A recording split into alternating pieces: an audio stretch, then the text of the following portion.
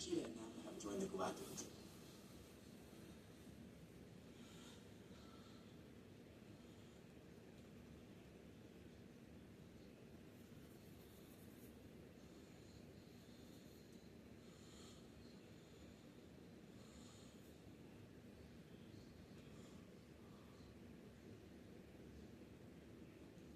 What's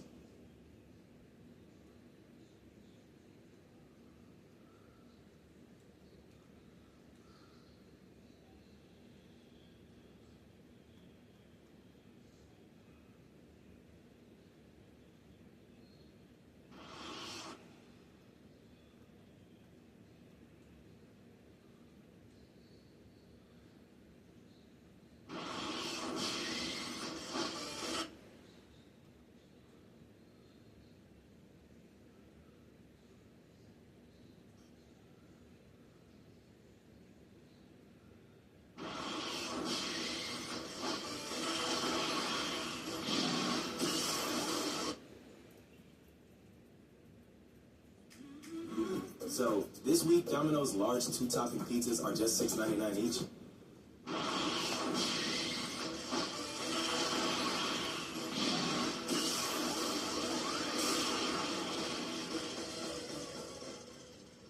What's up, everyone? Welcome back to a brand new video. Today's video is going to be the start of something that I've been working on for a while. A project for What If that's pretty much going to change the entire story. And the craziest part is, the change isn't anything too drastic. Well, at least at first. It's something that could have realistically happened, but this one small change would have changed the entire story. So what's going to cause the turn of events here? And what's going to result from it? Today, we'll be looking at a scenario where Granola is sent to Earth with Goku. This is going to be more like my Mortal Beerus one, where I'm essentially taking a pre-existing character and making a brand new one out of it. Although this one isn't as radical of a change. And for this video, let's set a like over 4,000 likes. If we hit that, I'll continue with another part of this story and make it a full series. Anyways, let's begin the scenario. We begin during Bardock's fight with the Heaters. Or the lack thereof. The big change here is that instead of fighting them, Bardock's able to create a distraction. Briefly battling, but then making a getaway with Granola and Manito. Allowing them to head off planet, back to planet Vegeta actually. He doesn't know why he's doing this, or why he's been acting up this entire time. This isn't like him. And he just saved these random two people. He'll figure it out back on planet Vegeta. But he's also having thoughts about something else. He's very suspicious of Frieza. It feels like sometime soon, something bad's gonna happen. He arrives back on planet Vegeta. Going to Gita, he's surprised to see the two people with him. Bardock says he doesn't really have time to explain. He just kinda did this on a whim. But he also tells her about Frieza. Manito is shocked to hear this too. So even here, they're not safe. Bardock says he doesn't really know what to do. At least he got him out of there so the Heaters wouldn't have killed him. But they still do have to worry about Frieza. Manito regrets how hastily they escaped planet Syria, because he now realized that they left the Dragon Balls there. They probably could have used that for something, but Bardock has another idea. They're gonna escape this planet. They'll go somewhere off the map. And first, maybe they should send the two kids away. Gita doesn't really like this idea, but Bardock says worst case, they'll just go find Kakarot again. And they can send Granola with him. These two will be safe. And before Frieza does something, if he even is planning something at all, they'll be able to leave as well. Both Granola and Kakarot are confused. But Bardock, Gita, and Manito tell him it's for the best, as the two kids are sent off to planet Earth. Of course, even with this change, it doesn't change the fact that Frieza can destroy planet Vegeta. All the Saiyans on there die, including Bardock. Manito also dies as well, with planet Cereal's Dragon Balls going with them. But at least the two kids are safe on Earth. When they arrive, the two don't really know how to act. They're both overwhelmed by everything that's happening. And Kakarot's a bit rowdy. He is still pretty young, and as a Saiyan, he's naturally like this. Granola is a bit older than him, so at least he has some sense of what to act like. Or at least that's what we'll be going with this scenario. We'll say that Granola is a bit older than him by a few years or so. The two of them are eventually found by Gohan, who takes them in and actually learns a bit about them. Since Granola's memory is intact, and he's old enough to actually talk about what's happened, he gives Gohan a little bit of info. He doesn't know too much about this kid with him, but he knows that his father or something saved him. He can't articulate much beyond that. So Gohan asks both their names. Granola knows his name, but he never actually got that kid's name. Well, Gohan will just have to make one for him for now. He'll call this kid Goku. And at some point, Grandpa Gohan will probably still drop Goku on his head, meaning all of his memories are gone for good. But at least Granola still has some of his. Remembering his planet, how he got here, and of course people like his mom and Manito. But it's weird.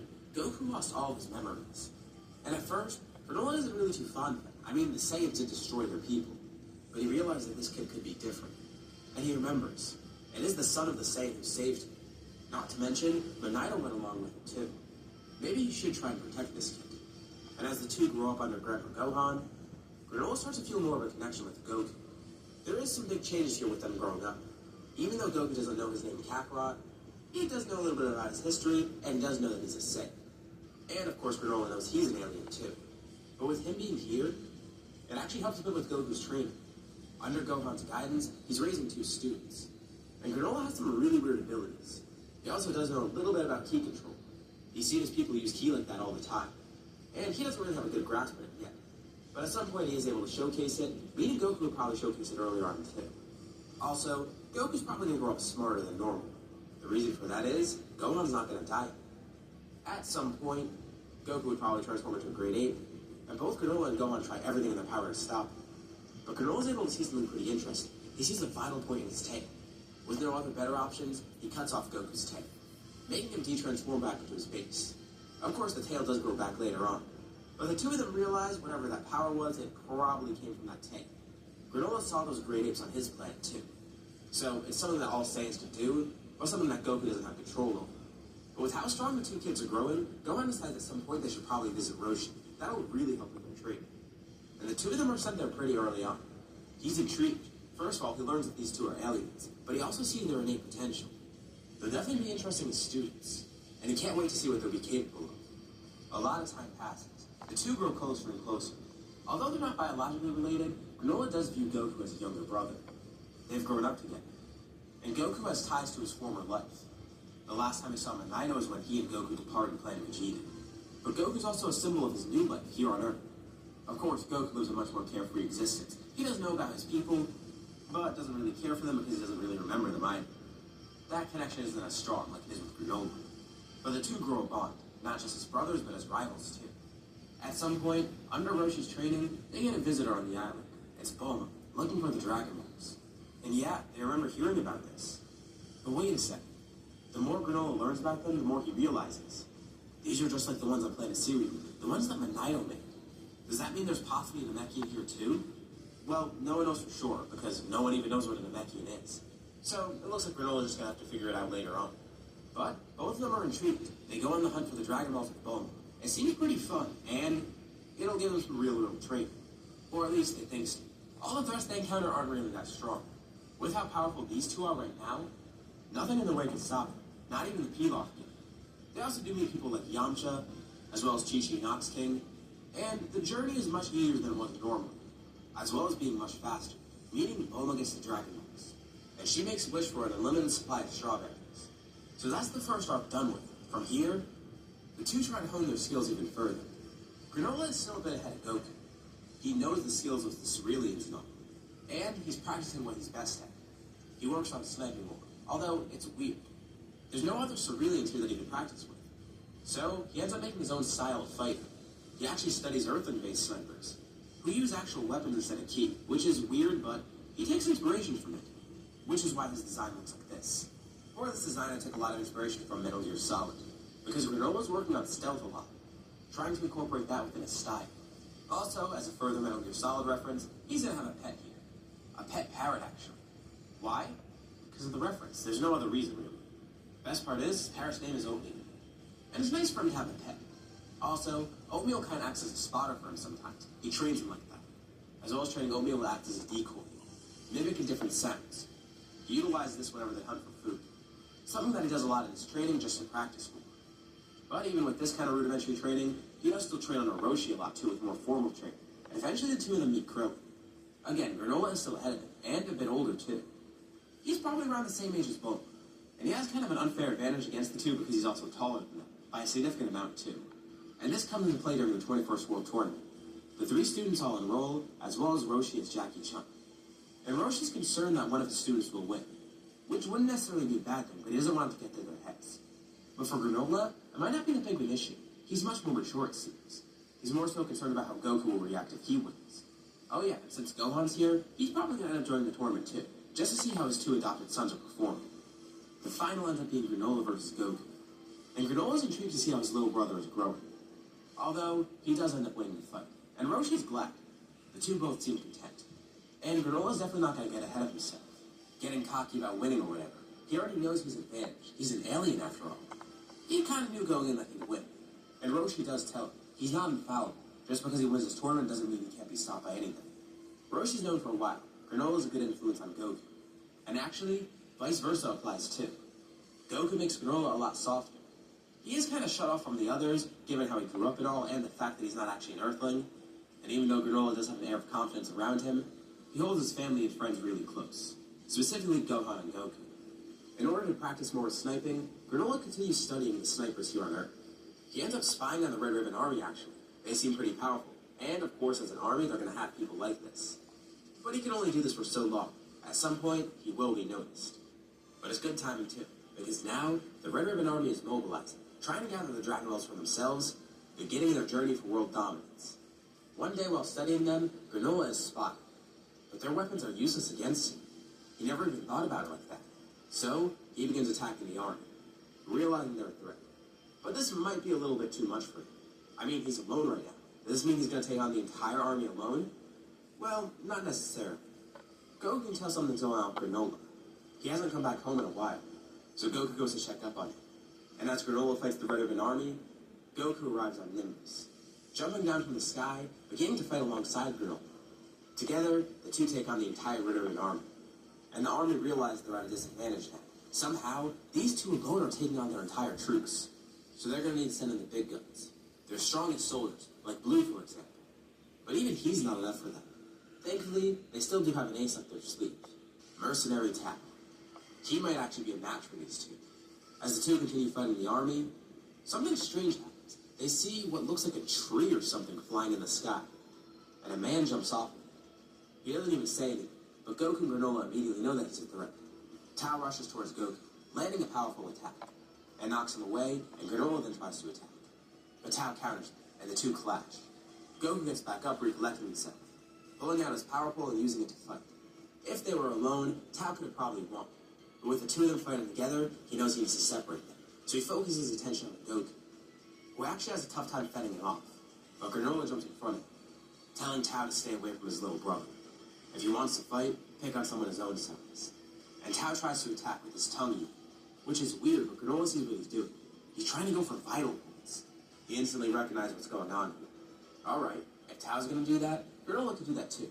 Pretty easily, in fact. He focuses with his right eye, locating every vital point that he can find on Tao. And with a series of coordinated attacks, he's able to hit them all, landing some devastating blows, dealing more damage than what would have been dealt normally. Tao is dumbfounded. How is this possible? And just like that, the Red Ribbon Army is defeated, with Tao being killed by Granola. Goku thanks him for the save, and Granola is glad he's okay. Roshi, Krillin, and Gohan then come in, surprised to hear what happened, but apparently, they stopped the Red Ribbon Army's conquest before it even began. They took on an entire army? These two kids? Wow. They always knew the Red Ribbon Army was bad, but they didn't think that they were actually going to do this. Not to mention send an assassin after two kids. But it seemed like they were the ones that were disadvantaged. Because in the end, Granola and Goku won. Although, this is going to have some consequences later on. With Tao dying, someone's going to want revenge. Just like Granola is protective of his brother, Tao has a brother that's going to be pretty upset to hear about his death, and that's Master Shen. He wants Granola and Goku to be dealt with. He'll avenge his brother, and he has the perfect way to do that. His two students, Tenshinhan and Chaozu. He'll make sure his students kill Roshi's students. We enter a brief time skip too. Right before the 22nd World Tournament, Goku, Granola, and Krillin are growing much stronger. As Granola also begins to develop more of his own fighting style, they're ready for whatever's going to come their way next. Even though they don't exactly know what lies ahead, Goku wants to surpass his brother though. As I mentioned, they are rivals, and the two motivate each other to grow stronger. Goku doesn't want Granola to worry about him anymore, having to protect him and all, like that fight against Tao. Goku wishes he could have handled that himself, but he simply couldn't. But maybe there's another method of training that they could pursue. Roshi leads them to Korin's tower. This might be a good next step for all three of them, even Krillin. Although it's definitely going to take a lot of time. It even took Roshi a lot of time, but maybe they'll be able to climb the tower and meet Korin. And if they're able to do this, he'll definitely train them to grow way stronger than they could have been before. And the three begin their journey to climb to the top. It takes a while, but they eventually reach it. And Korn's intrigued to see 3 of them up here. Well, looks like he has his work cut out for him. And he's going to begin training these 3 to be the best warriors that they could be. And he wonders, maybe one day, they'll be strong enough to go even beyond the tower. Up to Kami's looking. But that might be a bit of a ways off. For now, he's just going to focus on this for the moment. This will definitely prepare them for the World Tournament coming up. But at the same time, the Crane School is making preparations too. Not only are they going to win this tournament, but they're going to make sure Granola and Goku are killed. At least that's what Shen wants to make sure happens. As Korn continues training the 3 fighters, he's pretty pleased with how they're growing. And it's good because there's another tournament coming up soon. What better way to test their powers in the center than this? They definitely feel like they have grown stronger. Of course, Roshi's training was valuable, but Korn's training is another level. Literally another level. Of course, this isn't the greatest place they can go to train yet, but they'll find out a better place soon enough. And thus, we enter the 22nd World Tournament. Remember what I mentioned last time about Shen? Well, Roshi sees him there and is kind of worried about his 2 students. And Shiran shouts. Roshi doesn't actually enter this time because he doesn't see a need for Jackie Chun. Just like in the last tournament, he feels that Granola probably will be the best of his students here. He is just naturally advantaged by being older. But even though he doesn't need to keep Goku in check, he still regrets not entering because of this. He hopes those 2 students aren't too brutal. He feels that his students could surpass them, but he doesn't know what they have in store. Especially because of Tao's death, these 2 are fired up, ready to defeat the Turtle School. And beyond that, they're ready to kill them. Roshi can sense the evil intent within them. This might turn ugly. Hopefully they avoid that. And they actually get to see this battle pretty early on. As the tournament goes through, one of the fights is actually 10 versus Granola. Granola wonders if his 3 eyes are just cosmetic, or if that 3rd eye actually serves a purpose. He's going to be on guard. Maybe 10 has similar abilities to him. But as he comes to learn, 10 isn't even relying on his eyesight like that. Granola's not even sure if he can, but it doesn't seem like he's even doing that anyways. 10 tells Granola he'll pay for what he did to Tao, but Granola's confused. He tried to kill them. This was in self-defense. Do they think he sought out Tao and just killed him like that? Well, no one actually knows what happened. But it's enough to fuel the Crane School's hatred for him. But as the 2 continue fighting, it becomes clear. Granola might actually have an edge in terms of strength. All that time training with Korn, it's really helped. And 10's surprised. How is that possible? There's no way the Turtle School is superior to them. 10 uses every technique that he can. But Granola doesn't hold back either. Through a combination of strategy and strength, he ends up winning against Tenshinhan. But he's surprisingly pretty respectful about it. Roshi was confused. He thought Granola would get a little bit more cocky over this. I mean, obviously this is good. It shows that Granola's changing, but he just didn't expect it. But Granola kind of understands why Ted went after them. He was given misinformation, confused. But he tells Ted they're not the enemies. Ted's a bit frustrated to be defeated at first, but deep down, he's kind of intrigued. That guy was strong. It's making him reconsider things. Maybe he is on the wrong side. Anyways, the tournament continues, and the finalists begin to fight. The finalists this time are actually Goku and Granola. A pretty obvious outcome. Granola tells Goku he'll go easy on him. He'll give himself a handicap even. But Goku then tells him to not do that. He doesn't want him to hold back. Goku fights his brother at full strength. Nothing else. And Granola's surprised to hear this, but also at the same time, not too surprised. Alright. He tells Goku he won't hold back. Nothing is off limits. And there's a weird thing that Granola notices during this fight. It never really clicked with him, but Goku's still kind of small. It's not like he's incredibly young anymore. But he's still just very short. Well, maybe that's just how Saiyans age. He doesn't know for sure. But that's definitely going to give Goku a disadvantage in his eyes. Or maybe not. It makes Goku a lot harder to hit. I mean, it's pretty obvious. He's a lot more agile, and there's less of him to him. And they have been doing the same training. And with Goku being much stronger than before, it actually gives Granola somewhat of a challenge. But in the end, I still feel he'll win here. And the 2 are glad to have made it to the finals, as well as getting to fight each other again. Roshi gives a sigh of relief. That's another crisis averted. You thought the Crane School would be a bigger challenge, but no. They were dismantled by all 3 of his students. But is there really a crisis averted? Not really. What follows goes mostly the same at first. Tambourine ends up attacking, and Krillin dies, completely shocking everybody, especially Goku and Granola, who are the ones to find him. Given Granola's overprotective nature here, he's infuriated beyond belief. He's never felt a rage like this. Krillin was just a kid, his friend. Who could have done something like this? And Goku feels the exact same way. And now Granola's concerned for him. Goku immediately wants to go out and find whoever did this. and Granola says they need to wait. They don't know what they're up against. But Goku tells Granola he has to stop being so overprotective of him. Goku wants to do this, and he knows Granola wants to too. Even if it might be risky, it's what they need to do. They're going to have to face the threat eventually, he says. And Goku does tell Granola he can handle himself now. He saw in the tournament. And this actually makes Granola recognize, yeah, Goku is growing older and more mature. As an older brother, he always felt obligated to protect Goku. But Goku's starting to be able to handle himself now. Reluctantly, Granola agrees with his brother, but he tells him one thing.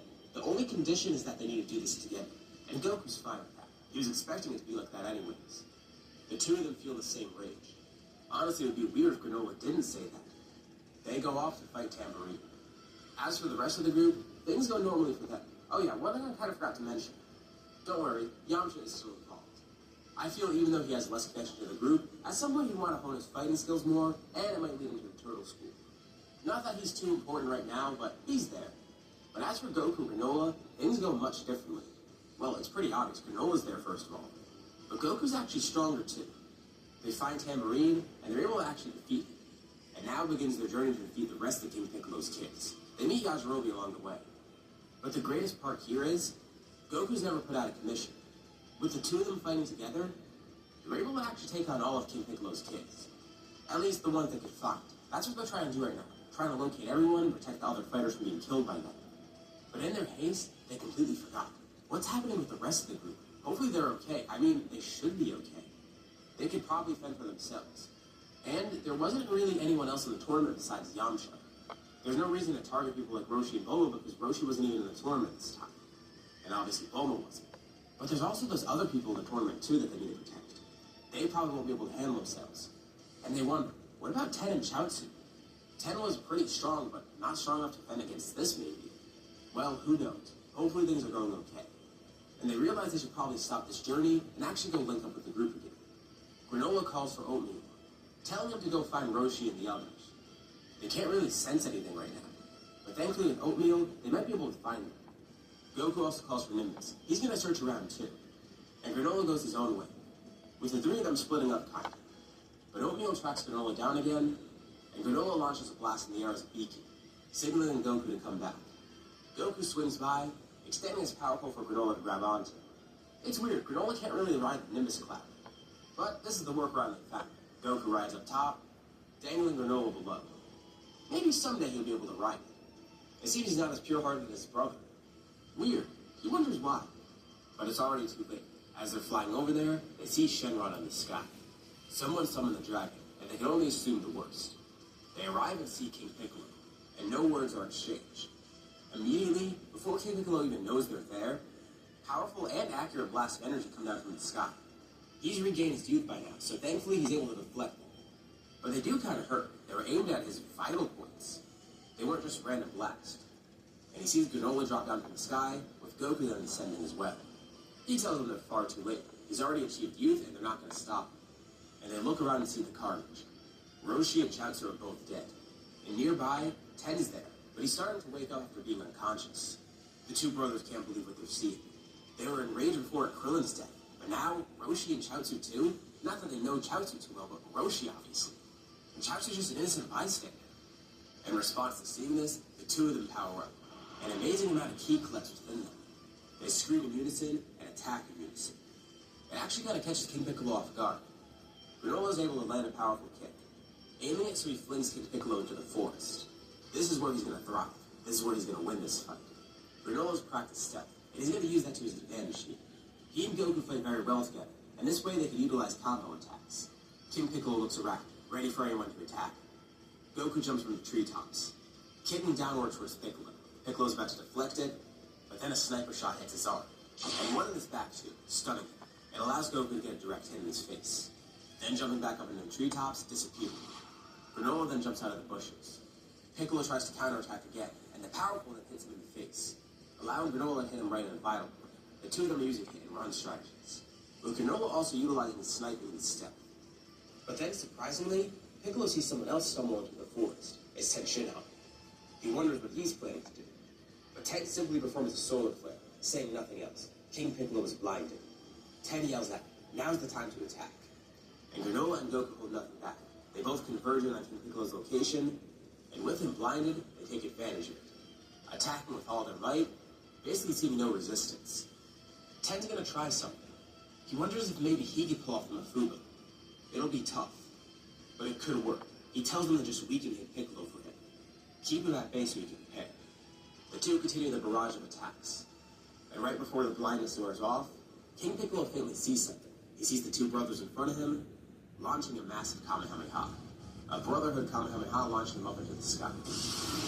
Dealing significant damage, he falls back down to the ground. But right before he touches the surface, Ten performs a Mafuba, and it actually works. He's incredibly weakened, falling to the ground exhausted afterwards. Granola and Goku rush over to him to make sure he's okay, and they watch as he seals the container. This is what Roshi was trying to do, and he succeeded. They're glad they won. They stopped King Piccolo, but it's still a little bit too late.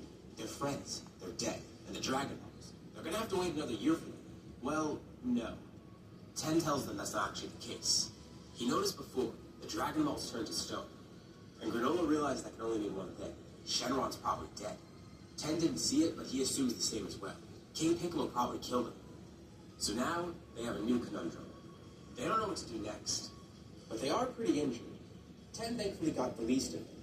But the two of them can't go on with these injuries for too long. They need to be checked and healed quickly. They need to go back to Korra and get a Senzu. Even if they just split one between the two of them, that'll be fine. Thankfully, Yajirobe shows up, driving them back there. With Ten going to get the others, making sure everything's okay with them. He commended them for their defeat, and they're glad to see. It was weird working with him after what they just experienced with him in the tournament, but it's nice to see this change within Ten. And now, we're going to go a little bit light speed. Goku and Granola get to Korra's tower. They get healed up, and they also get told about Kami. So now the two of them start the journey to get a look at her. And of course, the two of them are going to make it there. They meet Kami, Shenron is restored, and Kami also offers to train them. Obviously, they're not going to turn it down, and we enter a little bit of a time skip. The two of them basically stay up there until the next tournament. Even at one point, they try and use the Root of Spirit of Time, but it's a little bit too much for them. Although, it's nice to know that this exists. And I think that Granola noted before about Goku's height and all, Goku actually goes through a growth spurt. He's glad his brother and him are finally on the same playing field. But not just that, the two of them are growing exponentially stronger thanks to Kami's training. And they're both equally glad to see this. They're becoming closer as brothers and as rivals. And soon enough, they'll be able to see their friends again. It's a good thing they came up here and got Shenron restored. And the thing is, the 23rd World Tournament's going to be pretty peaceful. There's no Piccolo Jr. Their friends are all glad to see them again. And Ten has a rematch with Granola, and Goku even has a rematch with Krillin. Of course, the two brothers win their respective fights. But they're glad to see how these other two have grown too. Of course, the two brothers are rivals with each other. But who knows? Maybe they found rivals in these other two. Goku's traded with Krillin so much. And the two of them are best friends after all. And as for Granola and Ten, he recognized that change that Ten led to before. And he wants to see more of it. Not only is the rivalry between brothers flourishing. Bumps here? The anti-irritation barrier on the Venus pubic razor helps to prevent bumps and ingrowns. Venus. Downy April Fresh gives you a whole week of freshness with just one wash.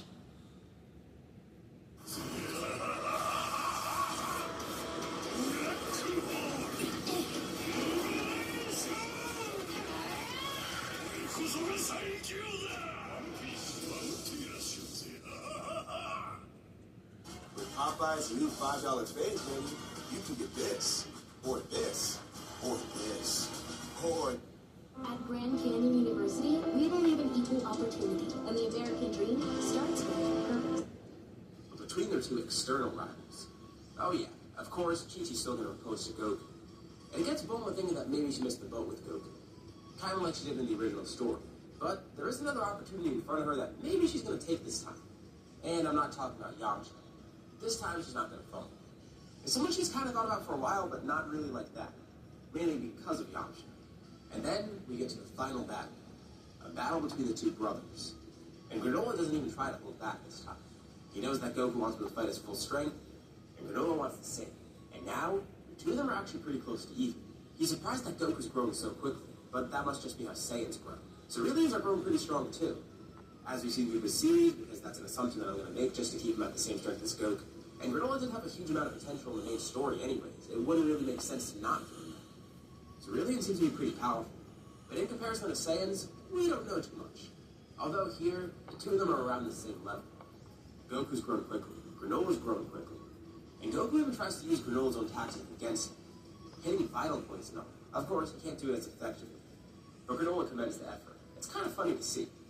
And the battle concludes. It's kind of hard to tell who's going to win because the two are so close, but it ends up being Goku winning. And Granola's glad. His brother won through a combination of strategy and strength. It's nice. He's happy to see his brother get this win, and Goku's elated.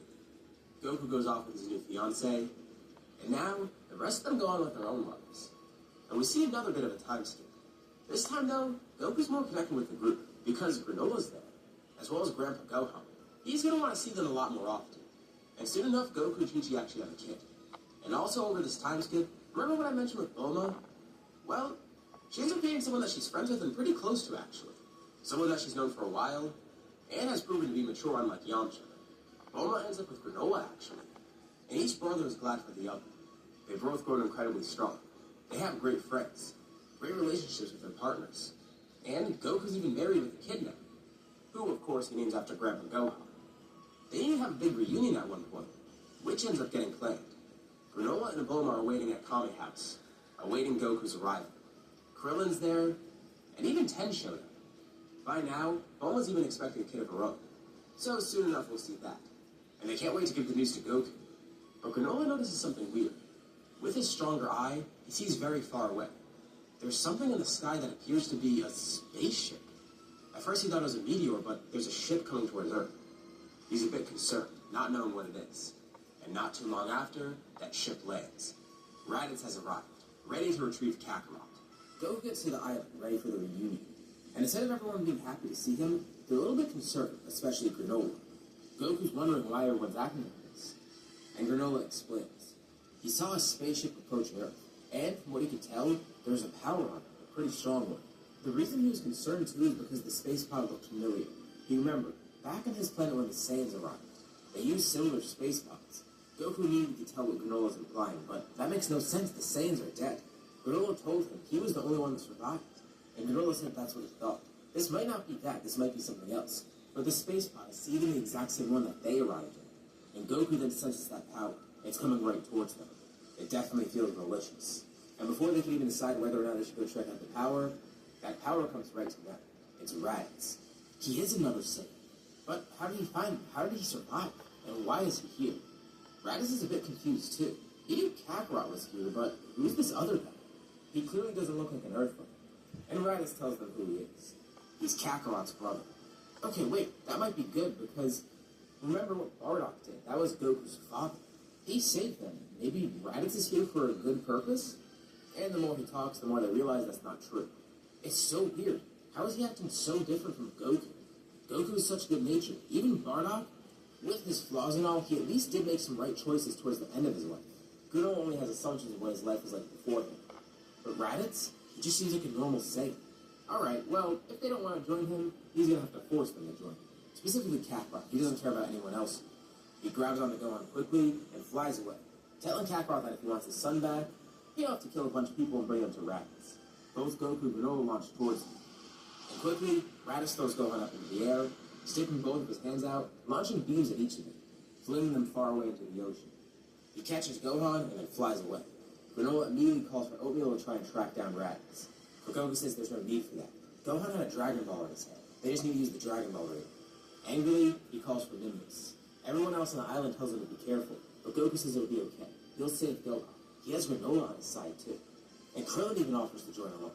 He can't just sit by while the two of them fight this guy. Goku basically makes a makeshift airplane. He hops onto Nimbus, pulling out his power pole and sticking it out to each side. Krillin grabs onto one end, while Granola grabs onto the other. And Nimbus flies off. Raditz awaits Kakarot's arrival, and sure enough, he shows up, with two other people. That bald guy and that other alien-looking dude. So, Kakarot's gonna try and fight him. Raditz warns him that's not gonna go well. He could just join his brother. He shows up, with two other people. That bald guy and that other alien-looking dude. So, Kakarot's gonna try and fight him. Raditz warns him that's not gonna go well. He could just join his brother. He should stick close by to his family after all. Imagine what the three of them could do. Him, Kakarot, his son. With their power as Saiyans, they could do so much together. But Goku tells him he is going to stick by his family. That's why he's defending Earth. And he tells Raditz too. He already has a brother, Granola. And Raditz is put off by this and just starts laughing. They are clearly not related. And yeah, they may not be biological brothers, but they still are brothers. And Granola even tells Raditz his father would be ashamed.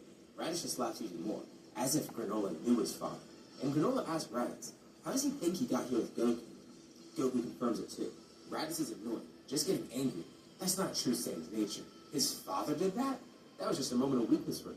Saving this random other Cerealian or whatever he is. Goku's not a true Saiyan either. And Goku tells Raditz, that's the thing. He's not a Saiyan. He's an Earthling. Granola says the same thing. Raditz launches towards them, and the two rush in. Immediately, Granola goes for Raditz's tail. Damn, Raditz didn't even consider that. He would have already known about the tail being a weak point. Not to mention, Granola could just track weak points anyways. But Raditz should have known. If he's been here with Kakarot all this time, he probably knows more about the Saiyans than he should. As he grabs onto the tail, he lets Goku hold it next. And Raditz shrieks in pain. The two swap places, as Granola then starts attacking. While Goku holds him still, Granola does some point-blank sniping, hitting a bunch of vital points around Raditz, and launching some powerful point-blank ki blasts too. And Granola gives his brother the signal. It's time for their combo move. Turtle School Skeet Shoot. Goku chuckles. He's been waiting to try this out. He flings Raditz up into the air, and the two brothers stand back to back, quickly charging the Kamehameha, launching it upwards, flinging Raditz even higher into the sky. Goku then jumps high up into the sky too, ascending even faster than Raditz, thanks to a foot Kamehameha propelling him. As Raditz continues flying upwards, Granola starts sniping him, basically leaving him stunned in midair, and Raditz watches helplessly as Goku ascends next to him, then flipping above Raditz, kicking him downwards and driving him towards the ground. And as Raditz is launched towards the ground, Granola jumps up, hitting the final blow midair, hitting Raditz right in a vital point. Raditz crashes down towards the ground. How is he defeated? They weren't even that strong. Their strategy overcame him, and their teamwork overcame him. And in his last breaths, Raditz laughs, telling them the other Saiyans will soon appear. And he's not bluffing.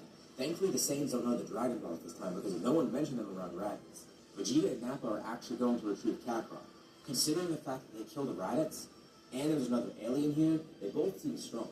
And Vegeta and Nappa think that they could try one last time to get Kakarot to join them. And if not, well, it'll at least be fun to fight these two. And then take over this planet and get into freezing. So now the two brothers have this on their mind. More Saiyans are going to arrive soon enough. Thankfully, Gohan is safe. While the other two fought Raditz, Krillin secured Gohan. He did want to join, as well as help with their combo move. And even though that would have been cool, he didn't really want to get in the way of it. So, what are they supposed to do now? They need to train. They need to prepare for this. And that includes training Gohan too. And Goku turns to Granola. They need to train for as long as possible. For this entire year, they need to spend that time training. And it then hits Granola too.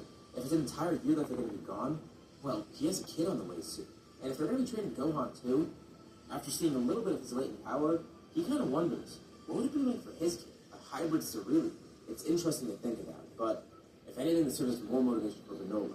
He needs to make sure that Bulma and his future child are safe. He was going to protect Earth regardless, but he's just being given more reasons. And Goku thanks Granola for his help back then. And Granola scolds Goku for thanking him. Of course he was going to help. It's like Goku said, they're brothers after all. Goku's comforted by this. And he looks to Gohan. Looks like it's his time to shine too. So, what's everyone going to do for training? As for Goku and Granola, they go to Kami, who suggests they go to King Kai. He's going to have to pull some strings, but considering the circumstances, he probably will be able to. As for Gohan, he's taken to Grandpa Gohan. Grandpa Gohan's glad to take it. It's his namesake after all. He and Roshi will work to train him. They did it for Goku and Granola after all, so they could train Gohan just as easily. And as for the humans, they'll be training on the lookout with Kami. Chi-Chi and Bulma don't want to see Goku and Granola go, but they know to ensure the future of Earth that this needs to happen. Chi-Chi's especially angry because Gohan needs to train, but she's more so angry at the Saiyans. The fact that Raditz kidnapped her son, yeah, you know what? She'll let him train. Gohan will show them who's boss. And Goku's surprised to even see Chi-Chi like this. Thankfully for Granola, it doesn't take too much convincing for Bulma. He does feel bad leaving and she knows that, but this is more important. The two brothers head off, with Kami taking them to Otherworld, then going across Snake Way. This is going to be a long journey. Now we enter a brief time skip. Over the next year, training everywhere goes pretty well. As for Gohan, he starts developing foundational things as a fighter. But also, Roshi and Grandpa Gohan notice something really interesting. He has brief moments where his power completely flares up. Of course, their training methods aren't nearly as cool as what Piccolo had, so they don't see this too often. But at some points, they notice Gohan's anger boil over, and the power that he displays. It's even more impressive than some of the things that they've seen from Goku and Granola. That can't be right. That has to be some sort of fluke, but the more they watch, the more they realize he's gifted. Gifted beyond belief. But it's good. Knowing this, they can actually use it. Use it to train him even more. get him accustomed with it, and maybe get him to harness this power. It is going to be a bit tough because their training methods are much more traditional, unlike what Piccolo had. But unlike what happened with Piccolo's training, Gohan's actually going to be a much more confident fighter because he's in a much more safe environment for training. Roshi and Gohan are better as teachers here, and they already do have a connection with Gohan anyways. He knows he can trust them, and he knows he's in safe hands. As for the humans, they all get a lot stronger thanks to training with Khan. And after seeing Raditz, Krillin is a bit concerned. He wonders how strong the other Saiyans would be. If Raditz is that strong, the other two must be really powerful. And as for Goku and Granola, training on King Kai's planet goes pretty well. It does take a while to get there. And that makes Granola realize they'll probably have to leave early too to get back in time. So they're not going to be late, which is great. But that also means they do have a few days less to train, which is fine. They did get a great amount of training here on King Kai's planet. Not only were they training in 10 times gravity, but they're learning a bunch of new techniques, specifically the Kaioken and the Spirit Ball. Granola's definitely good enough by now to the point where he could learn this technique. He never was bad, but he's always had that looming desire for revenge. After seeing what happened against his planet, he wanted the Saiyans gone. He wanted Frieza gone. Most of the Saiyans aren't gone for good, though. It's just him and Goku, and Goku's rejected his Saiyan nature, but this gives Granola a lot more comfort. He knows that there's only a few other Saiyans out there, and he knows he's going to defeat them. Eventually, he'll be able to find Frieza too. But for now, he can live a much more tranquil life knowing what's coming. The two of them thank King Kai, heading back to Earth much stronger than before. And the two of them arrive on time. Actually, a bit early so Granola can go see his kid. Of course, he's still a newborn, and it gives Granola so much more motivation to actually see him. And Bulma took it upon herself to name the kid. Granola didn't leave after all, so it's kind of her right to name him. And Granola's fine with that. She gave him the name Trunks. A name fitting with her family. Huh, Trunks. Granola kind of likes that. I kind of did want to give him a different name, but there's not really many other options for underwear names that don't sound weird. Like, the other names are kind of already used, and I also use boxers in another scenario. So, like, what do I call him here? Thong? No, I'm not doing that. I'm just going to call him Trunks. It's easy. Anyways, now they can head off towards the fight. Goku, Granola, Gohan, Krillin, Tenshinhan, Chaozu, and Yamcha. Can't forget him. They all encounter the two Saiyans, Vegeta and Nappa. So it is true. There's another alien. Someone from planet Siri. Well, just so they don't waste time, let's start with a little test first. Nappa deploys the Cybermen, and surprisingly, the person to try and fight some of them is Gohan. Some of them launch towards the Earthlings, while a few of the Cybermen launch towards Gohan himself. And this is a perfect opportunity to showcase his skill. Goku and Granola are both confident. They see what he's capable of, and they've heard from Grandpa Gohan and Master Roshi. Gohan is very talented. His two masters taught him well. He's not scared here, and he's harnessed his power. He's known since birth that he's special. Since his parents told him that he's half alien, he's already known this. It's strange, and it somewhat explains his weird powers. And this is how he needs to put them to use. He quickly powers up, defeating the Cybermen with ease, leaving Vegeta and Nappa speechless. The rest of the Cybermen are defeated as well, but how did a child accomplish that? There must be the innate potential of a hybrid Saiyan. Maybe he's a Super Saiyan or something. They'll keep that in the back of their mind. For now, they need to just kill the rest of these guys. And hopefully drag Kakarot and his brat along with them. If the Cybermen can do the job, well, Nappa's the real deal. So now it's time for him to fight. He steps up, ready to face Gohan. Then he'll be fun to face. But Granola jumps in front of Gohan. They're really gonna have this giant guy fight a child? Nappa chuckles, cracking his neck. Well, if this guy has a death wish, he'd be glad to fight him too. And Granola could easily tell. Nappa's not the real deal. What? Is he mocking Nappa? And Granola says, yeah. He knows Vegeta's the strong one. Nappa's just some lackey. This does exactly what he intended. It pisses Nappa off.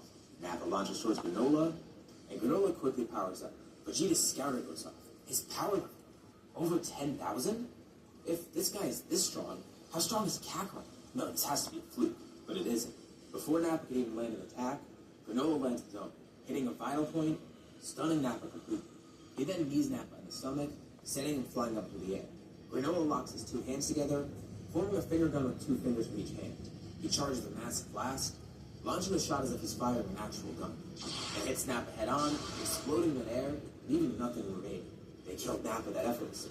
Whatever, Nappa is so much weaker than him anyways. Vegeta's not going to be scared by this. And he tells them, don't get cocky just because they killed Raditz and Nappa. Granola was right. Vegeta is the real deal. And they're surprised. He doesn't seem phased at all that his ally just died. And he isn't. He didn't need Nappa. He didn't need Raditz. He'll just kill them himself. If Kakarot's not going to join him, whatever. They gave him one last chance. He tells Kakarot not to really. He'll kill them here. He'll pry that child from their hands and raise him to be a true Saiyan. That power of a hybrid Saiyan, that'll be used against Frieza. And he'll succeed in his goal. And Vegeta then turns to Granola. He'll finish the job that the Saiyans failed that long ago, eradicating Ceruleans. As for Kakarot, he's low-class scum. He'll be eliminated. Obviously, he strikes a nerve with both of them, threatening to kidnap Goku, and bringing up Granola's past, saying that he'll finish the job. The two of them are angry, but they don't let the anger control them. They can't make a bad decision. The two look at each other, nod. They probably would do decently well if they fought in base. Remember what I mentioned before? Granola's power is around 10,000 now. As for Goku, he's actually a bit stronger, 12,000. I feel like this is a reasonable increase. The two of them were stronger from the get-go, and they were training on Tenkai's planet together. Having that training partner really did help. But they're not basing this fight on numbers. They need to make a smart choice. And the two agree on what they must do. In unison, they shout Kaioken. This is just for reassurance, and actually it's kind of overkill. One of them with Kaioken alone would be enough. But they use it anyways, briefly doubling their power. And Vegeta's stunned. His scouter explodes. That had to be inaccurate. Granola was at 20,000, Kakarot 24,000. They're both stronger than him. That's not right. They launch towards Vegeta. The two brothers launch towards Vegeta and Kaioken. Of course, them using Kaioken times 2 alone is actually more than enough to overpower Vegeta. With their collective power and their strategies and such, this is actually kind of overkill. And Vegeta realized this immediately. Not only is he outnumbered, he actually is overpowered, something he didn't expect. How does that make sense, though? It's just some low-class Saiyan in the Cerealian. They killed those guys a while ago. There's no way these two should be able to stand up to him, but they are. They're doing it perfectly, actually. Plus, you have Granola's abilities to locate vital points, which just makes it even tougher for Vegeta. By now in the fight, Vegeta's tail is done with. They recognized it as a threat a while ago, removing it too. Granola would have seen it as a vital point, and Goku would have known what it's like beforehand with the tail. So in order to avoid any grade 8 shenanigans, it's gone. And that means Vegeta has nothing to rely on. Is this where he's gonna lose? He's gonna just lose by fighting 2 people with Kaioken. There's no way around it. He can't summon any more strength. Or can he? Even though it seems hopeless, Vegeta keeps fighting the two of them. Of course, they can't keep up Kaioken forever, even if it only isn't times 2. They're trying to use it sparingly, but even with their base power, they could actually fend off Vegeta. So at some point in the fight, they do dial it back, utilizing only their base strength. Vegeta's already taken enough damage, so this is actually possible. But something weird starts happening with Vegeta. He gets angry. Of course, he's been angry throughout this entire fight, but this is a different kind of anger. The frustration, the feelings of anger that he's feeling right now, they're nothing like he's ever felt before. He needs to transform into a grade 8 so badly. It's the only way he can win. And out of desperation, he does create an artificial moon, flinging it up in the sky where the two brothers have no idea what he's trying to plan. It's not going to do anything. Vegeta's trying to force a transformation out of himself, but he has no tail. He can't do that. Or can he? The overflowing anger within him, the blood waves from the artificial moon, it's mixing to create something. Maybe there's a way to transform. There has to be. And then Vegeta starts feeling the power overflowing within him. His mastery over grade 8 allows him to do this. And he undergoes a change that he's never seen before. He bulks up. His eyes, they change color. His hair, it becomes more wild. All these factors are mixed together, and Vegeta transforms into something completely different. He can feel it, the power of a grade 8 within him, but he didn't transform into a grade 8. The two brothers look on amazed. His power shot up dramatically, and he does look vaguely different, but what is this? And Vegeta laughs. This must be it. Unknowingly, Vegeta's accessed the wrathful form, but mistakenly, he thinks this is Super Saiyan. And this gives him a huge ego boost. He makes a grandiose speech, telling the two of them that he's the Super Saiyan, and now, there's no way he's going to be defeated by them. Honestly, he expected a little bit more from this transformation, but whatever. He's a Super Saiyan.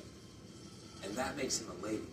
The brothers try to attack him, and now Vegeta is far too strong. Plus, he's kept his normal size. Another advantage in this form. And unlike Broly using this form, Vegeta's not going to lose control. First of all, he does have the mastery over grade 8, and he doesn't have Broly's rage issues. The power doesn't control him. He controls the power. Looks like the two brothers have to use Kaioken again. But this time, they buff it up to a new level. Kaioken times 4 between each of them. Even with the boost in power from Vegeta's wrathful form, he still has faced some injuries throughout the fight, and the artificial moon did take some out of him. Granted, the two brothers have faced some injuries as well, and are a little bit weaker than Kaioken.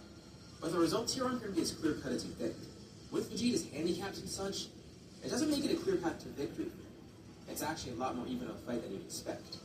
He's losing steam, especially whenever Granola is able to attack a vital point. Of course, he's able to defend better this time. Not only does he know to expect it, but he's also faster and stronger overall. So Granola can't exploit this as much as he was before. But still, this power, he's having trouble maintaining it. He needs to end this quickly. He summons more strength, as much as he can, and he rushes towards the two brothers, attacking them with his brute strength alone.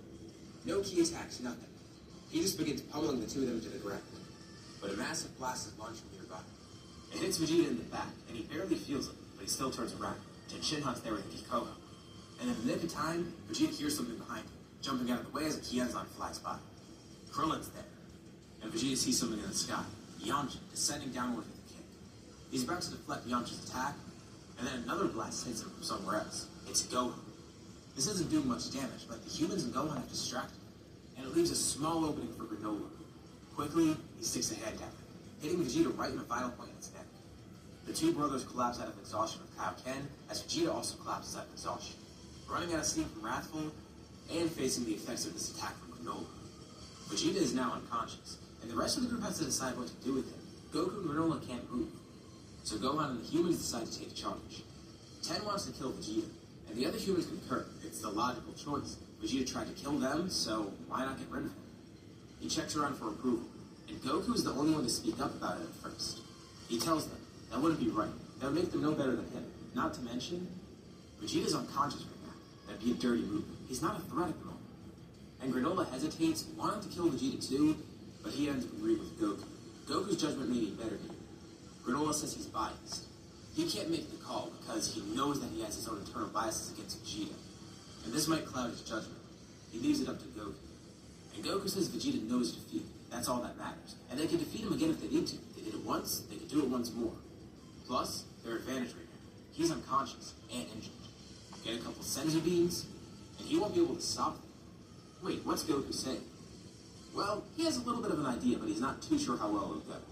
Some time passes. Vegeta wakes up, still feeling his injuries, and he looks around. He's not in that wasteland that he was in before. He's in some room. As his vision becomes clearer, he sees the same people that he was fighting before. They're fully healed. And they all notice Vegeta wake up. Vegeta tries to move, but he can't. He's restrained by something. Circles of Ki are surrounding him, tying him up, just to make sure he's not going to act out. Plus, with his injuries, that would be kind of tough. This only angers Vegeta further. He tries to go wrathful again, but it doesn't work. He has no idea of how to do it. Plus, he's too exhausted. He tries his hardest to break free, but he can't. And then Granola steps up with Vegeta. He questions him about Frieza. So, he does know about Frieza. He's been mentioned before and remembers Bardock mentioning him too. And since these Saiyans didn't mention him in passing, he wants to know who Frieza is, or what he's planning. Granola only has vague ideas of him. And Vegeta calls them idiots. That's the reason he's here. He's trying to recruit them against Frieza. They were resisting them. Goku says Raditz tried to kill them. Same for Nappa and Vegeta. Vegeta won't accept that he's wrong, so he just screams, telling the two of them to shut up. If they want an explanation, he'll explain. He tells them a little bit about Frieza, but he says that he's never mentioned this much before. They only mentioned him in passing, so how do they know about Frieza beforehand? At least Granola, that is. Well, Granola knows a little bit about their backstory. Really, Raditz's father did that. He was a weakling just like his two sons. But at least he did make a right choice. Soon after he sent those two away, the planet Vegeta exploded. And Granola asked if it was Frieza's doing. Vegeta has no confirmation, hearing that it was a meteor, but he does have some suspicion that it might have had something to do with Frieza. And Granola says that's exactly what Bardock was saying. That's why they were sent away. He thought that Frieza was going to blow up the planet. Although he barely heard anything of what Bardock was saying either. He has some very limited info, and that's all he's been working with.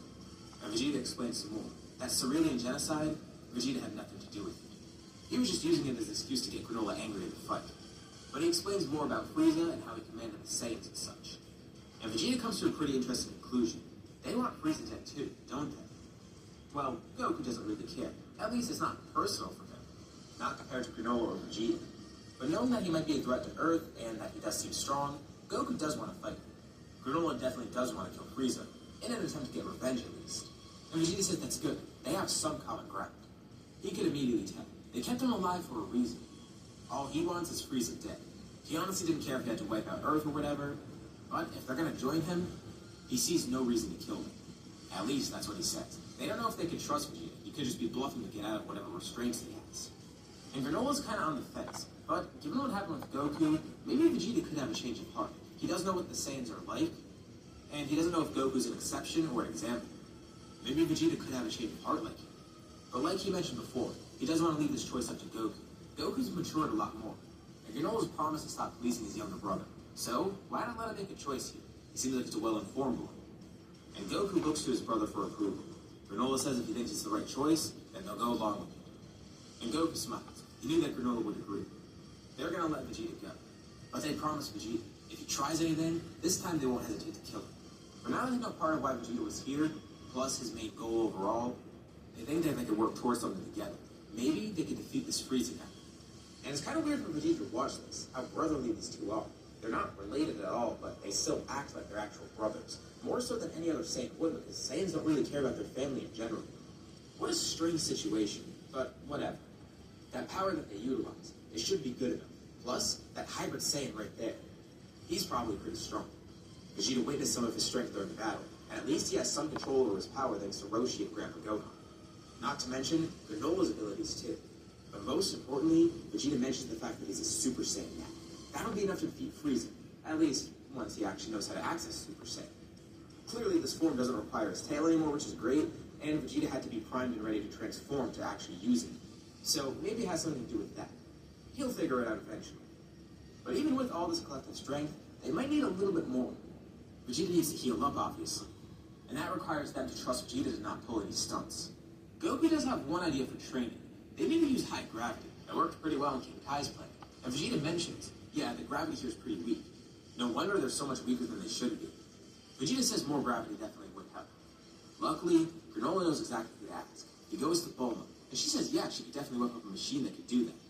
Making artificial gravity, that shouldn't be too much of a problem. At least not for someone as smart as her, and her father. Soon enough, the gravity chamber is made, and everyone begins training. Vegeta's given half a senzu bean. They don't want him to be fully healed, but this is enough to let him train more. It keeps him in check, and it does give him a little boost in power. As the group starts their training in the gravity room, Vegeta tries to work towards the Super Saiyan form, and it actually does work at some point. It takes a while and a lot of practice, but he figures out how to tap into it at will. And he wonders, is this truly a Super Saiyan? He's going to refer to it as such because that's what it feels like, but it's not as strong as he expected. It is just the power of a great ape in a humanoid form, but maybe this is what a Super Saiyan is. Maybe the legend just kind of overblown the power. Or maybe there's a higher level he can go to. He's not too sure, but he's going to keep working with this, because it makes him incredibly powerful. Unfortunately, he's not sure if any of the other Saiyans can access it. Vegeta already had the mastery over Great Ape, and when he transformed, he had such a good set of circumstances there. Blood's waves, the fact that he only recently lost his tail, and his anger all combined together to help. So they theorized that people like Goku and Gohan can't access it, but that's fine. Goku has Kaioken, and as for Gohan, he has his own power as a hybrid Saiyan. Maybe they can do something with these things. Let's go into some powers now. Vegeta's the strongest of the group, at 400,000, which is 4 million in Wrathful. Although, Goku and Granola aren't too far behind. They're at 250k, but with Kaioken times 20, which is what they access eventually, they're actually stronger than Vegeta at 5 million. Granted, they can't keep up Kaioken as long, so that's why they're still lower than them. Gohan's at 100,000, and the humans are all around 50k. Vegeta hopes that these powers should be enough. Of course, he can't actually track them because he doesn't have a scout or anything. But he learns to sense Ki more and more, and the rest of the group is able to gauge how strong everyone is. Sure, they can't actually put it in numbers, but we can. Bulma begins to make a new ship for everyone. This will be a huge ship based on Vegeta's, allowing them to get to space to find Frieza. It will also have a gravity room in it so they can train along the way, because it is going to be kind of a long trip. And Vegeta's pretty intrigued to see how Goku and Granola have adjusted to Earthling. They even have wives. They found love with Earthlings, and they have friends that are just humans, weak humans. It's so strange. But who knows? Maybe Vegeta will end up in a similar situation if he ends up staying on Earth too. Not that he plans to right now, but hey, he can't predict the future. He's not Bardock. This isn't on his mind now. But anyways, now the group feels that they're ready to head out into space and fight Frieza. They all board the ship, departing as they start their journey to defeat the Emperor. Who knows how this will go, though? Is Vegeta truly a Super Saiyan yet? And will their collective strength be enough to defeat him? They're unsure, and it remains to be seen. As the group drifts through space, Granola thinks to himself, he's glad. He's finally going to get that revenge against Frieza that he wanted. This desire of his has been suppressed. The thing is, he grew up much differently here. He didn't have that knowledge of Frieza beforehand like he did in the main story. He just knew that the Saiyans were responsible, and of course he then finds out that Frieza was the one who commanded it. His grudge is particularly more towards the Saiyans, but they're all gone besides Vegeta and Goku.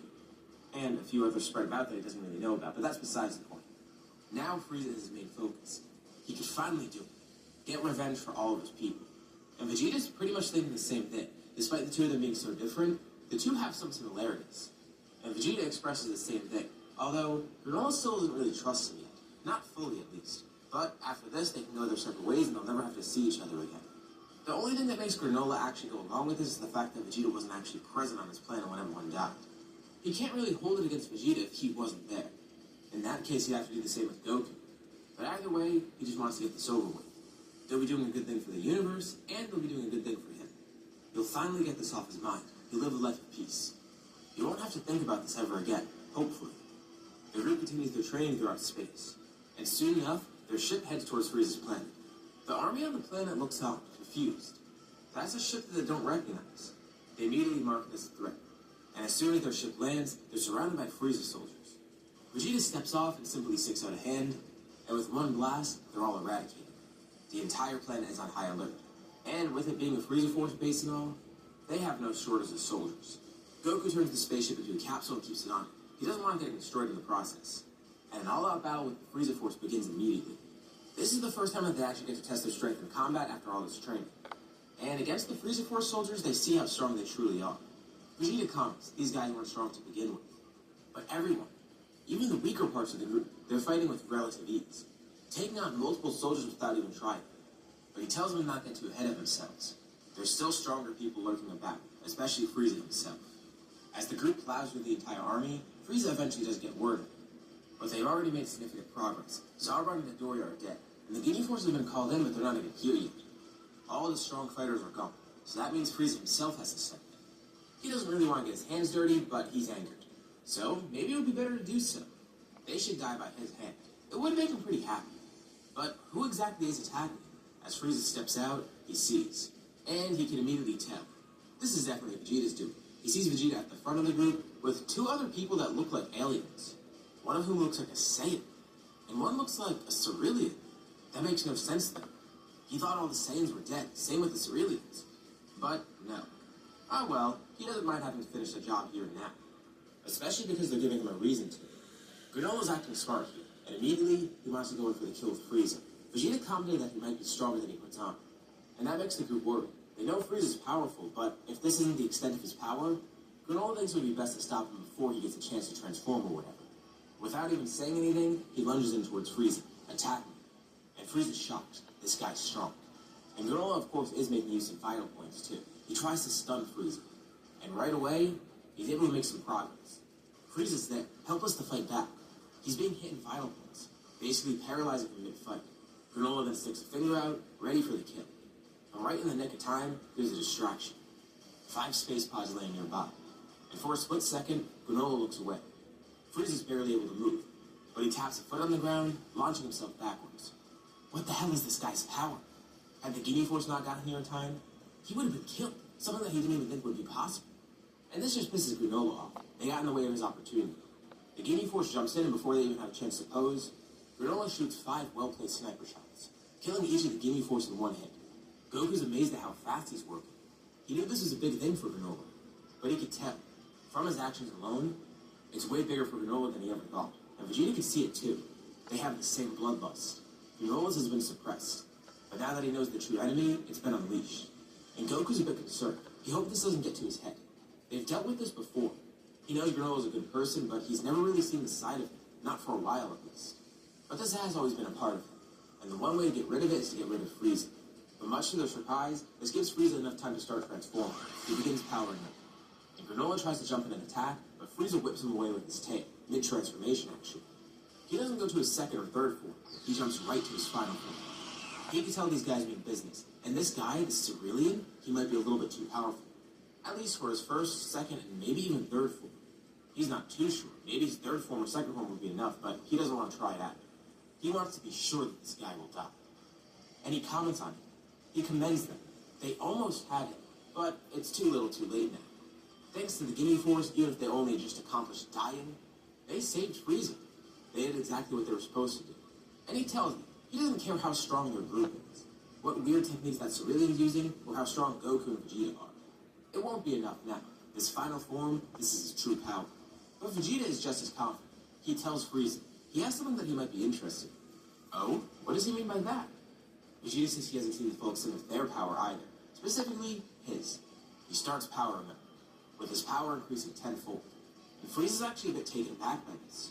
Vegeta chuckles, telling Frieza that he's done it. He's ascended his limits and become a Super Saiyan. A Super Saiyan? At first, the words kind of terrified Frieza. And Vegeta has physically changed, so maybe he's not bluffing. But if this is what a Super Saiyan is, Frieza's not really that impressed. This is what he was scared of the whole time. I mean, yeah, it's impressive, but the Saiyans have always had ways of improving their power. That grade 8 form, it lets them get 10 times stronger. And as Frieza looks at his scouter, he can see Vegeta's 10 times stronger. He laughs. It's just a glorified grade 8 form. But Vegeta continues powering him. He's learned to suppress his ki more and more, and Frieza's scouter explodes. The rest of the group follows suit, powering up as well. Maybe Frieza should take them a little bit more seriously. I mean, that one guy almost killed him. He didn't even get their names, but he doesn't care. He only knows Vegeta. And these randoms, he has no attachment to them. Although that means it won't be as satisfying to kill them. Besides that Cerealia, he does want to make him pay for what he just did right now. Goku and Granola go into Kaioken. Their multiplier with Kaioken is higher than what Vegeta has with Wrathful. Although, Wrathful is much more reliable for Vegeta. He grows stronger throughout the fight. Not to the extent of Broly, but still he grows stronger. And unlike Kaioken, it's not going to literally tear his body apart to use it. Especially because Vegeta already had perfect control in Grade 8, as I mentioned beforehand. Which would probably translate into this form. But that doesn't mean you should ignore Kaioken either. It's still a 20 times boost. And that's just as it is now. And the humans are pretty strong too, but they have no way to increase their power like this. Although, they can't rely on their techniques. Ten and Krillin stand on the front line together, with each of them performing a solar flame. This actually does catch Frieza off guard. He's blinded. And immediately he's attacked. He doesn't know how to react because he can't see anything right now. These parlor tricks, they annoy him. He has to wait for the blindness to wear off. But this is the perfect opening. Everyone attacks him at once. Vegeta, Goku, Gohan, and Granola's attacks specifically do hurt Frieza. Individually, it's not much, but together, it is a lot. And now Frieza's really pissed. He powers up, creating a shockwave that sends everyone flying back. His vision slowly gets restored.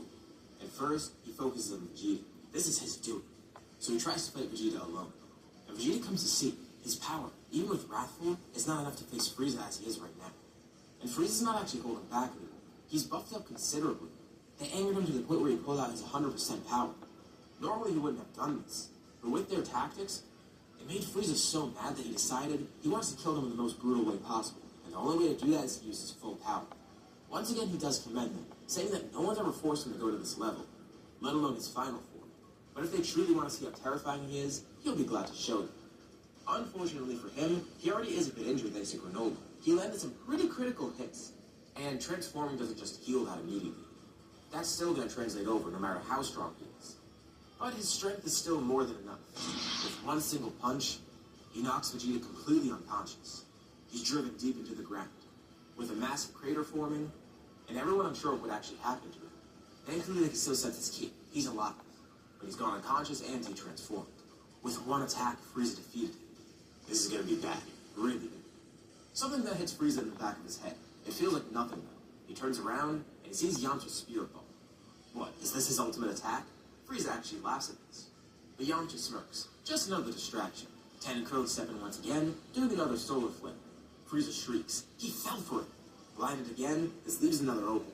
But this time as they rush in, Frieza's actually quick enough to grab someone. Goku's able to kick him.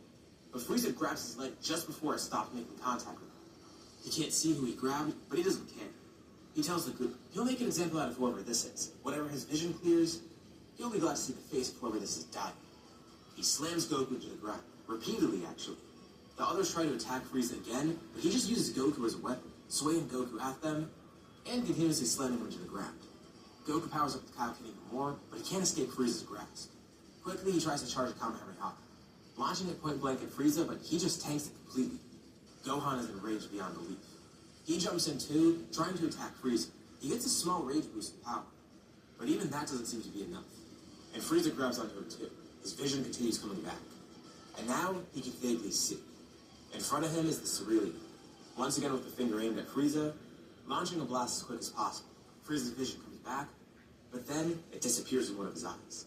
He feels an immense stinging pain. Granola shot one of his eyes out. It's brutal, but effective. They're not going to be able to land solar flares again. There's no way Frieza's going to fall for that. But this is a more permanent solution. Of course, this only serves to anger Frieza even more. And he tosses both Goku and Gohan aside, launching towards Granola himself. Granola's barely able to jump out of the way of the Kaioken. But even with that, his speed doesn't match Frieza's. Frieza's decided he's going to kill this guy first. He's been the most annoying of anyone here. And next will be those Earthlings that kept blinding him. Goku's on the ground nearby. He looks over to Gohan. He's injured. Thankfully he's okay, but still. Frieza mercilessly beat on him. And he looks over too to Granola, watching his brother being beaten. And Frieza is still being merciless just like he was with them. If this keeps up, Granola's gonna die. There's no way he could do this. Even if Goku did step in, he's hurt. He can't use Kaioken too effectively anymore. But he feels something strange inside of him, and anger bubbling up. Seeing his loved ones hurt, his son and his brother, and knowing the fact that they're backed into a corner. He watches on hopeless. He can't do anything to help Granola. Granola's always been there to protect Goku, but Goku can't even do the same for him. He's angered beyond belief. Frieza's about to land a finishing blow on Granola. And at the last second, Granola powers up. Frieza looks at his face and sees something change. One of his eyes was red before, but now 2 of them are red. Quickly, Granola sticks fingers in front of him, launching repeated machine gun blasts at Frieza's face. Frieza throws his hands up, trying to protect against it, and Granola keeps launching these attacks.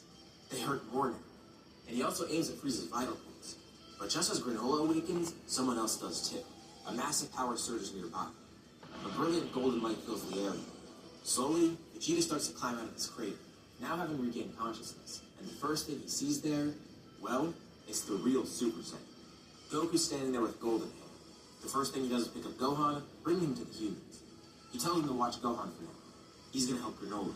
They have no idea of what happened. But they agree with Goku. He looks terrified. Frieza turns around. And as he does, he's continuously hit in the back by Granola's blast. Goku transforming distracted him. And Goku's confused too. Granola's evolved as well. Granola's continued attacks knock Frieza towards Goku. And it feels like time slows down for Frieza. As he gets closer to Goku, he makes eye contact. Those eyes, that hair.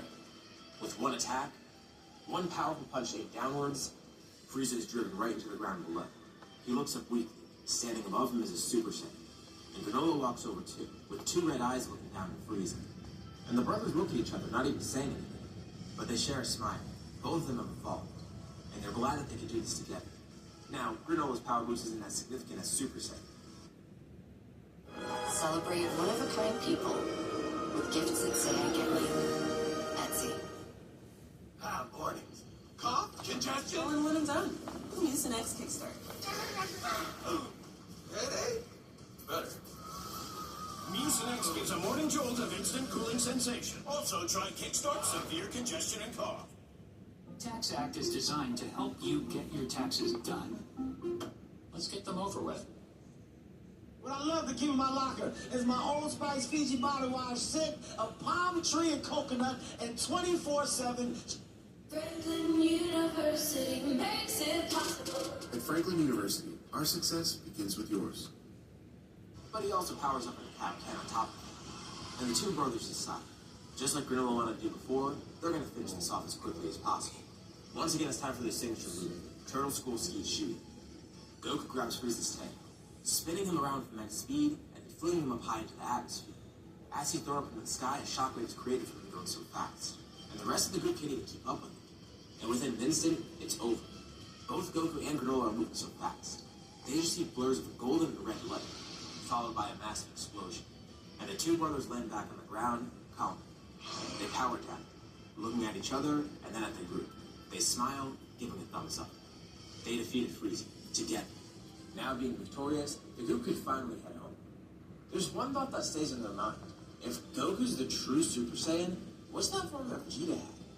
It's weaker than Super Saiyan, so it's not like they're too interested in getting it, but still, they wonder what it really is. Vegeta says he's been wrong this whole time, and he kind of expected it too. Ever since he achieved it, he thought, this couldn't truly be Super Saiyan. There's no way Super Saiyan is only this strong. Sure, the form is great, but he thought Super Saiyan would be much more. This is no different than the power of a Grade 8. And Vegeta comes up with a theory. All he was doing was using the power of Grade 8 in the humanoid form. Again, still a great improvement, but it's no Super Saiyan. Although it does leave some potential for things in the future. Maybe he could unlock Super Saiyan. And who knows, with his unique power to access the Grade 8 power, who knows what different heights he could reach. Oh yeah, by the way, he is heading back to Earth with them. He has nowhere else to go, and he tells them plainly, he wants to learn more about Super Saiyan. He's coming with them. The group arrives back on. Naturally, Vegeta's going to continue working with Wrath. And as for Goku, he's going to try to use Super Saiyan more and more. It takes a bit of time, but at some point, he's able to access it at will, which is a huge development for him. Now he just needs to learn to get a better control of it, make it more efficient, make it stronger. And Granola looks on, a little bit jealous. He's proud of his brother, no doubt. But he wonders too, is there any height he can achieve that's like that? What if there's like a super cerulean or something? He doesn't know. He did get an awakening. He awakened his second eye to become red as well. It came with a bit of a power increase, and his abilities increased a ton. But there's only so much that can do. Although, he still does have something else he can work on. While Goku's working with Super Saiyan, he loses focus on Kaioken, something that Granola definitely would work on. And remember, unlike with Super Saiyan, Granola could use this while activating both of his red eyes. Who knows, though? Each of them is heading down a different path. With Goku also training Gohan, too. And at some point, Trunks is going to be old enough to train with him. Now, remember, this is a much different Trunks. He is half human, but he's also half cerulean instead of Saiyan. He actually begins training with Gohan and Granola. Gohan is older than him, but not by a significant amount. They'd probably grow a nice bond, getting stronger together and becoming good friends. Actually, since Goku and Granola consider themselves brothers, they're basically cousins. And Granola could definitely tell. He seems to have a good amount of potential as a hybrid cerulean. Granola trains him early on. He wants Trunks to get a good control on sniping. He's got to learn to utilize his cerulean abilities to their fullest. Just like Goku wants Gohan to use his Saiyan abilities. With Frieza's defeat, of course, King Cold is going to search for the people that killed him. Granted, he's not necessarily distraught over Frieza's death, but he does want to seek revenge. It takes a while, especially without Frieza's direction, but he is able to find her. From the data they gathered from the base, they're able to find the general direction the ship came from, and by scouting a bunch of these different powers, they're able to locate these energy signatures. Eventually finding Earth, heading there. King Cold shows up, ready to cause some havoc. He doesn't necessarily know what happened that led to Frieza's death, but whatever happened there, he won't let it happen here. At least that's what he thinks. Because the second he arrives on Earth, he's met with an abundance of strong fighters. Goku and Granola aren't even the ones to fight him. Vegeta actually stepped up to the plate, utilizing his wrathful form. It's no Super Saiyan, but he can tell. He's on the cusp of it. And he tells King Cold, even with this power alone, he'll come out victorious. King Cold laughs. Vegeta's barely even transformed. Oh wow, he bulked himself up a bit and his eyes changed color. What a terrifying transformation. But Vegeta laughs at this mockery. Powering up, showing his full strength. He lunges towards King Cold, and with a single punch, he punches right through the king, unleashing a massive blast inside him. King Cold is critically wounded. He stumbles back, surprised that Vegeta was able to do that.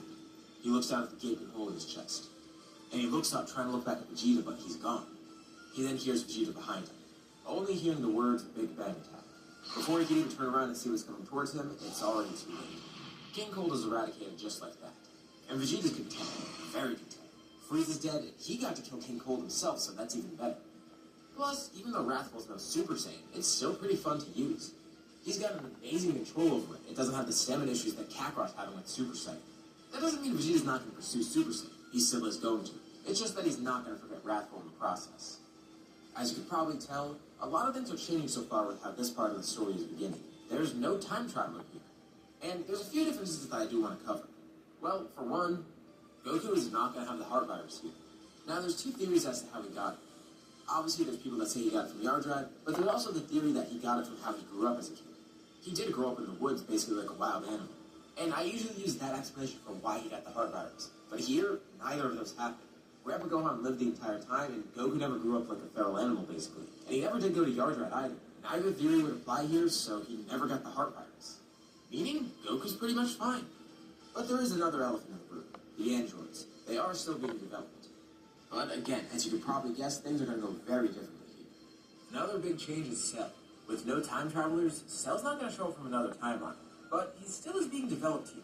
It's going to take a while for him to awaken though. And thankfully for him, he has a ton of data to work off of. He has all the Saiyans, he has Granola, he has Namekian DNA, and with King Cold coming to Earth, he has his DNA too. But thankfully they don't have to worry about him for a while. Although that's a double-edged sword. The longer he waits, the stronger he's going to get. And even though we're not going to see him just yet, keep that in mind. Cell will show up eventually. Much more time passes. The training isn't taken that seriously. Of course, everyone's still going to keep their training going. There's no reason to stop, but there's also no reason to keep training as much as they are. There's no enemy that they know of that's motivating them. But they still do have their own motivations. Goku's trying to get a better grasp on Super Saiyan, as well as teaching it to Gohan. Granola's trying to unlock a new form for himself, but at the very least, he wants to improve Kaioken. And as for Vegeta, he's also looking for Super Saiyan. So, training still does continue, but not to the extent that it did in the main story when they heard of the androids. A lot of time passes. Many years, actually. And at some point, the group hears news of a city being attacked. It's very random out of the blue. Two seemingly normal-looking twins are attacking, just blowing everything up somehow. I don't think I need to explain to you guys, but that's...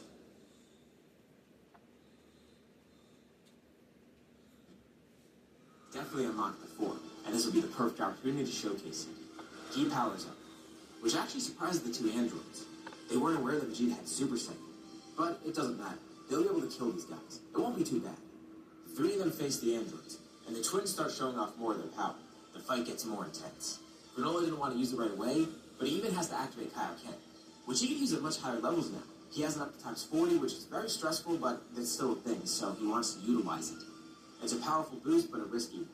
Although he can use times 20 just fine. He's actually surprised. He's the weakest of the three now. With Vegeta having Super Saiyan, he's falling behind even further. Sure, with Kaioken times 40 plus the double red eyes, in terms of raw strength, yeah, he might match Vegeta, or even weakest of the three now. With Vegeta having Super Saiyan, he's falling behind even further. Sure, with Kaioken times 40 plus the double red eyes, in terms of raw strength, yeah, he might match Vegeta, or even be a little bit above him, but that's not maintainable. He can't utilize Kaioken at that high level for so long. This is why he wanted to see if there was anything else he could access, another form possible. But he's not sure. Although, he did evolve before, gaining that second red eye. So, maybe there's something else. Maybe it's not just that. Maybe there's a form that Cerealians can access. And this battle might be the perfect opportunity for it. I mean, look at the Super Saiyans. It came out of necessity and intense emotions. Granola's experiencing those two exact things here right now. Sure, the three of them are powerful, and even if the rest of the group joins in, they're strong together. But the androids still have the edge. They need more power, and he doesn't know how else to attain it. Of course, the androids are biased towards killing Goku and Granola. They barely focus on Vegeta. But he does get in the way, and it's pretty annoying. First, they turn towards Goku, who seems to be the strongest of them. 17 attacks Vegeta, and 18 attacks Granola, with each trying to get those two fighters out of the way so they can focus on Goku alone. And these attacks are powerful. Vegeta and Granola definitely feel it. And Granola watches on hopeless. The two androids are beating on Goku, and no matter how hard he's fighting, he can't counter them. And Granola feels something he hasn't felt in a while. Intense rage. He felt it against Frieza, and he's felt it before when he's seen Goku in danger. But that rage is also internal, not just directed towards the androids, but towards himself. He can't do anything to stop this. He's not strong enough. He can try sniping, but it's not going to do anything. He needs more power. He has to protect Goku. At any cost, he can't let his brother die. And then even beyond that, the androids, they put Bulma and Trunks at risk too. The rest of his friends and family here. When I said I wanted to be a war ball player, everyone thought I was tripping. Wait, a goat? You're too small. You want to bet?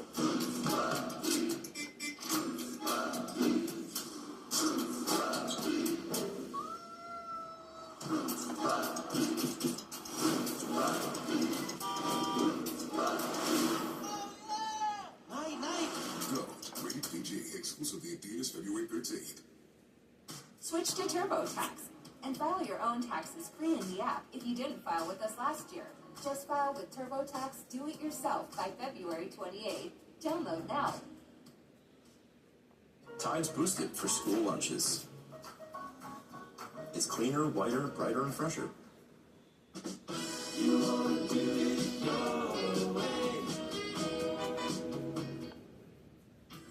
Choose Advil Liquid Gels for faster, stronger, and long. Grandpa Gohan, Roshi, all those people. Granola stands up. He lunges back in towards the androids, who easily knock him away. But he gets up again, and again, and again. They keep trying to knock him down, but he stands back up. Even utilizing Kaioken at higher levels. And at some point, something within him snaps. He screams, and intense rage overcomes him. And he undergoes a strange change. His hair changes color. Both of his eyes are red by default. And even his aura changes too, as his hair begins flowing. Everyone looks on in complete confusion, even Granola himself. What is this? Granola doesn't even think about what's happening. Immediately, he goes for the androids, utilizing this new power. A combination of the strength provided by this transformation, as well as his ability to locate vital points, helps him win. Just as quickly as it happens, Android 18 is killed. A massive explosion occurs as he activates the bomb inside him. And amidst the confusion, he works just as quickly with Android 17. It's over in a flash. And Granola just stands there stunned. It was all an instinct, basically. Vegeta and Goku look on confused, too. What is that? Granola stands there speechless, trying to process what happened. Is Super Cerulean a real thing? Cell is still in development, but we won't be seeing him for a while.